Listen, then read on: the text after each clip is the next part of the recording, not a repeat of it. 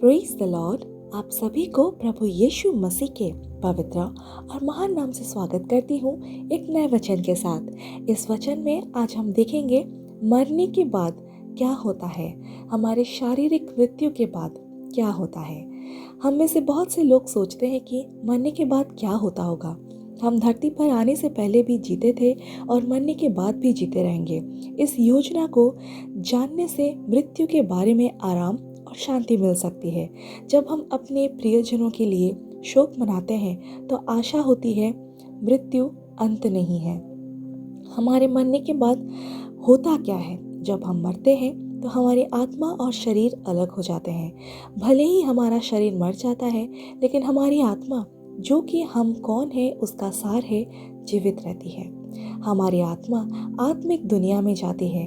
आत्मिक दुनिया एक प्रतीक्षा अवधि है जब तक कि हमें पुनरुत्थान का उपहार नहीं मिलता, जब हमारी आत्माएं हमारे शरीर के साथ फिर से जुड़ जाएंगी।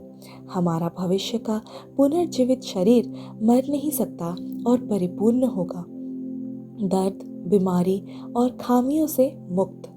यह यीशु मसीह के असीम प्रेम के कारण है कि सभी को पुनर्जीवित किया जाएगा। पुनरुत्थान के बाद क्या होता है?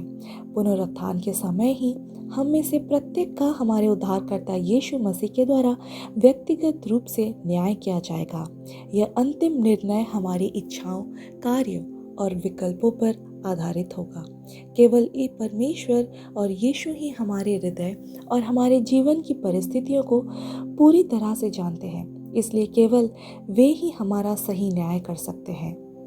ये न्याय दया, उपचार और प्रेम से भरा होगा, जो कि हम प्रकाशित वाक्य 21:4 में देख सकते हैं पवित्र बाइबल में। परमेश्वर का अंतिम लक्ष्य अपने सभी बच्चों को स्वर्गीय राज्य में उसके साथ रहने के लिए वापस लौटने में मदद करना है। फिर भी यह हमारे यहाँ और अभी के चुनाव है जो यह तय करेंगे कि हम अनंत काल कहाँ बिताएंगे। हम यीशु मसीह पर विश्वास करना चाहिए और अपने पापों का पश्चाताप करना चाहिए, उसके नाम पर बपतिस्मा लेना चाहिए और पवित्र आत्मा का उपहार प्राप्त करना चाहिए। हमें अपने शेष जीवन में आज्ञाओं का पालन करना चाहिए और जब हम कम पड़ जाएं तो पश्चाताप करना चाहिए। यीशु मसीह के कारण उद्धार संभव है, यानी कि आत्मिक उद्धार। आत्मिक उद्धार का मतलब जब हमारा आत्मा उद्धार पाके वो स्वर्ग में जा बसता है। यीशु मसीह के बिना ना तो पुनरुत्थान संभव होगा, ना ही हमारे पापों से मुक्ति मिलेगी। उन्होंने हमारे पापों के लिए कष्ट सहा ताकि जब हम क्षमा के लिए प्रार्थना करें और हमें बदलने की कोशिश करें तो हम शुद्ध हो चुके। वो क्रूस पर भी मरे और मरे हुओं में से जी भी उठे। मृत्यु पर यीशु की शक्ति का अर्थ है कि हर कोई पुनर्जीवित होगा, चाहे वे उस पर विश्वास करे या नहीं। यीशु के कारण मृत्यु अंत नहीं है। वचन कहता है यीशु मसीह की भूमिका के बारे में, और वो बताती है कि हम जब परमेश्वर से प्रार्थना करके परमेश्वर की योजना की वास्तविकता के बारे में जानते हैं और उसके अनुसार चलते हैं तो हमारा आत्मा बच सकता है और स्वर्गीय आनंद में आनंदित हो सकता है। अगर आप भी चाहते हैं कि मृत्यु के बाद आपका जीवन यानी आपकी आत्मा बचाए जाए तो आपको सिर्फ यीशु मसीह के पास ही आना है मेरे दोस्तों।